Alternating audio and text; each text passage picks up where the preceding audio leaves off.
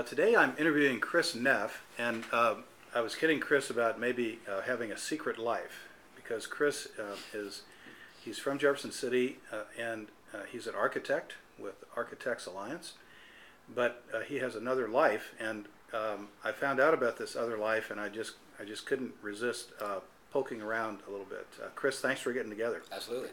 Now, it's my understanding that you happened into this world of what we would normally refer to as children's toys when you were a young adult. How did that happen? I was in downtown booking toy one day. I'm pretty sure it was the summer after I graduated from high school in 1992.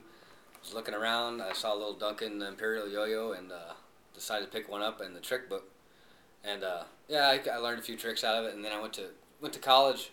It was in the drawer, and my roommate, I pulled it out one day. My roommate saw it, and he said, "That's pretty neat." And so we had to go find one, and we went to a local toy store, hobby store, found one. He brought one home. He got up to where I was pretty quick. It was kind of disturbing, actually, and so it was basically just a big competition for the next 4 years of college. And from there, we got pretty good. We could do all the tricks in the book. And then I was lazily looking for a job in Kansas City, an architectural job. I graduated in '97, and I walked into a kite store one day, and they were selling yo-yos that I'd never seen before. The whole wall full of yo-yos. In what town was this? This was in Kansas City. Kansas City? Yeah, and all over Kansas City. They had 4 stores. It was Wind Wizards was the name of it, and I just couldn't leave. I just stayed there, and they offered me a job pretty quick, and I took it because I didn't have one.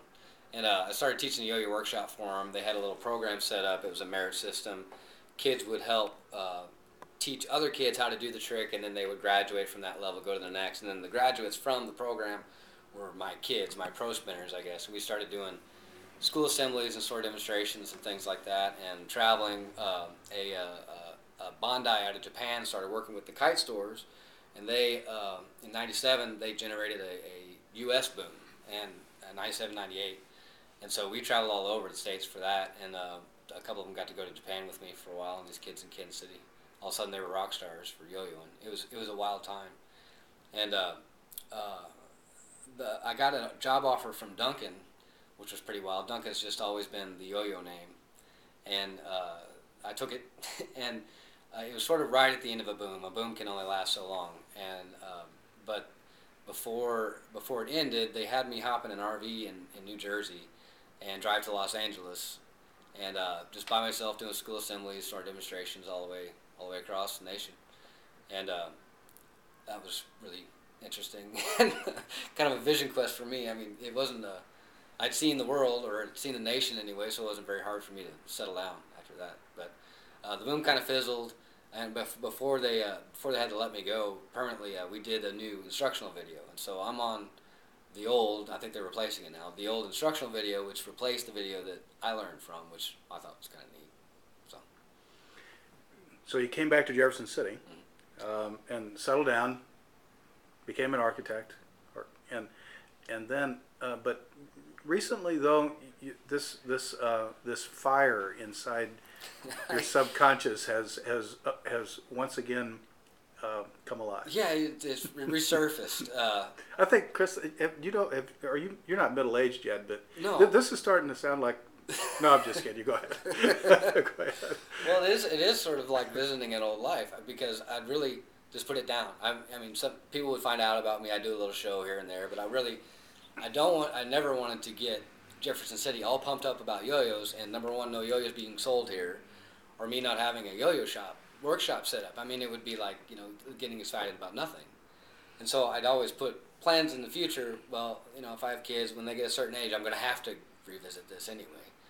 I have one. He's 3.5, and it's not quite time yet. But the year before last, we started.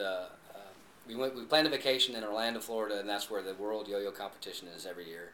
And I planned it around that time so that I could visit it, just pop in and see what's going on.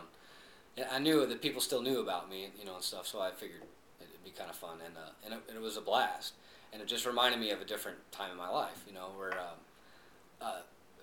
just kind of like, I don't know if you have any hobbies like this that bring you like if you're a Trekkie or something, somebody who's a Trekkie or a marble collector or something like that, where there's just not anybody near you like that, or very close anyway. And you go to a convention and it's just like talking to it's a room full of brothers and sisters. You know, it's just really strange.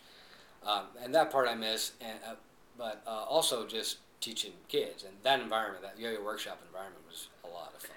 Now, the reason why I bumped into this is because next week on Tuesday, DuncanYo-Yo, and I did a little blog post that's already up, but about the DuncanYo-Yo tour.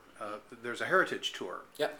And they're coming to downtown Book and Toy next Tuesday from about 3 or 3:30 to 6 to 6, and I think they're coming because of you. Yeah. And we're going to try to be there, but I wanted to give the folks out there, a few folks that follow the blog, the opportunity to get to hear what's going on and learn a little bit about you. And that sounds like a fun time. Yeah, the guys that are coming I've met them recently, started getting back into this, and they're a lot of fun. They're just really neat guys, and I hope some kids show up, because it's a unique experience to see a guy who gets paid to yo-yo. You know, it's pretty neat. Well, listen, we're gonna hit the off button, and then we're going to do another little clip that shows the real thing. All right.